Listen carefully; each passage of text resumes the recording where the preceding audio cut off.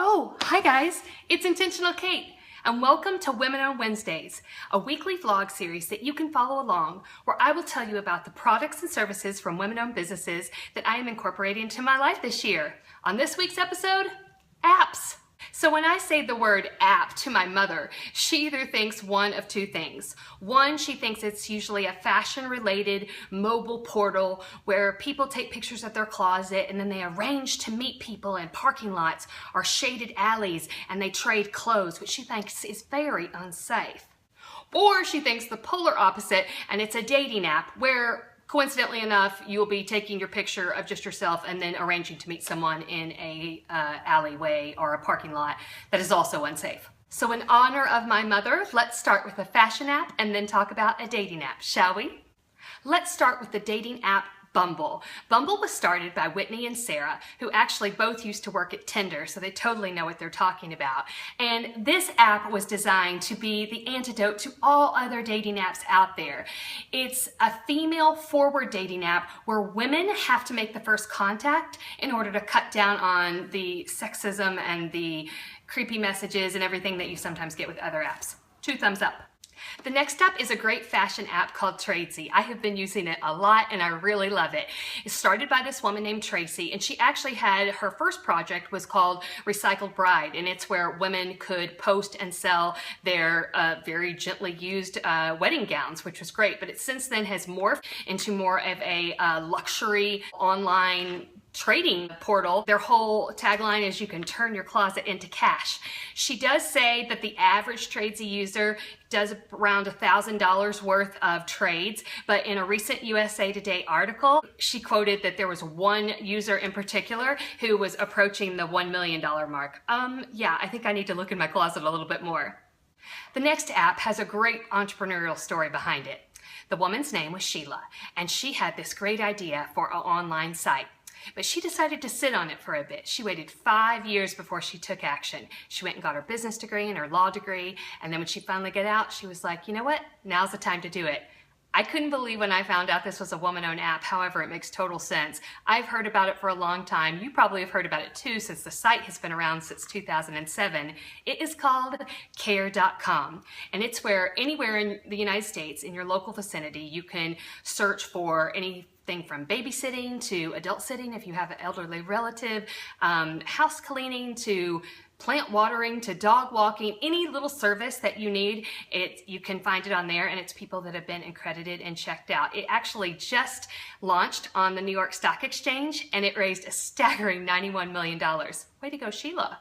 Oh, this next app is so great. I can think of 2 friends in particular, one in Chicago and one in Kansas City, that would just love this app. This woman named Carla designed the Gratitude Journal.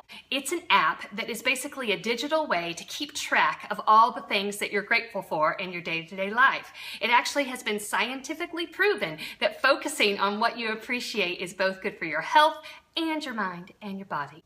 Okay, now let's go to the body. I actually didn't know that there were apps like this, but I'm so excited about it, and I definitely plan to download it soon. This great creative lady named Monisha, she founded Lumboback. It is an iPhone app combined with a lightweight sensor. When worn discreetly around your waist, it sends vibrations to your lower back to remind you to sit up straight. Ah, perfect!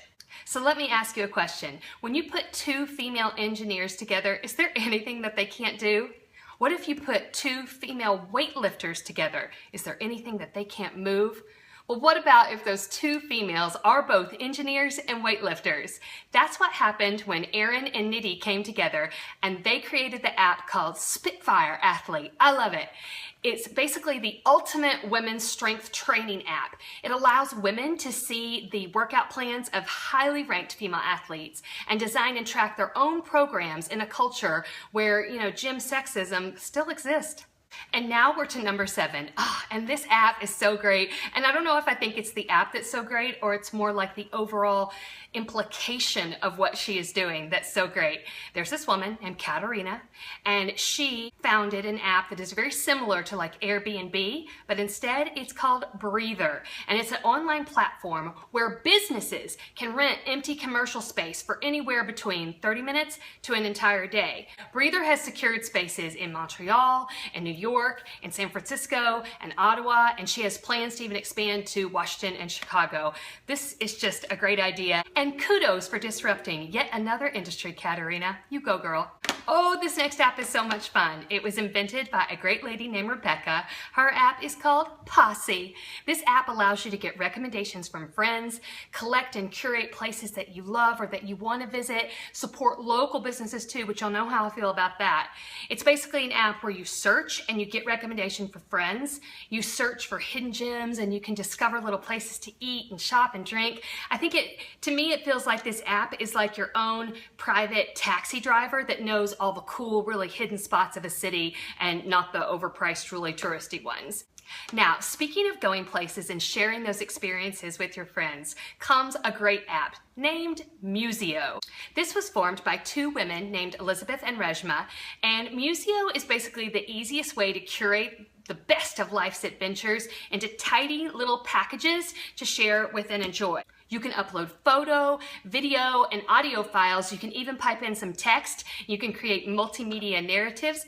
I think I would like that to share throughout social media in email or text, or if you want to keep it all to yourself. It's basically like this mini condensed video footage of your vacation, yet without the boring person standing there at the projector going, and here we are at the Taj Mahal. And here we are at the Eiffel Tower. Oh my gosh, I just realized there might be some of you out there who are watching this that are too young to even know what I referenced.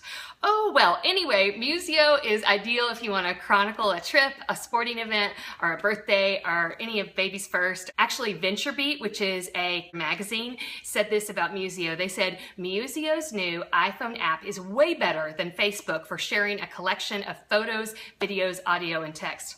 How about that? Better than Facebook. But everyone knows that the little mixes you put together and you post, or even the collages you make, they are only as good as the actual pictures themselves. Well, here's where Lisa comes in. Lisa co-founded this app that actually was quoted as the 10 most downloaded paid iPhone apps of all time. All time. Well, of course, she's a New York-based photographer, but she helped co-found the app Camera Plus. It helps you shoot like a pro, it helps you crop pictures, it has all these other fun features. This will be going in my app library today. I do actually have one more app, but I'm just gonna have to hold it back because it's just too good of a fit with a future video that I have coming out. So I have to hold it. I have to keep it for me and just love it a little bit more, and then I will release it into the world.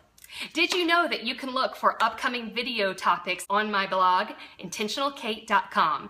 There you will find my archives, you will find all the pictures of the products that I've posted throughout the month so you can get some good women-owned leads, and then also at the very, very bottom is an editorial calendar of sorts where you can see what I'm going to be talking about in the coming weeks. And this is really important if you look on there and you see a topic and you think, oh, I totally know a woman business owner that would fit into that subject. I should tell them about Intentional Kate.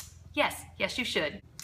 Well, that about wraps it up. I hope I've told you about some apps from women-owned developers that you can incorporate into your day-to-day life. Thanks for following me as I go throughout my 2016 journey to only use products and services from women-owned businesses. I'll see you next week.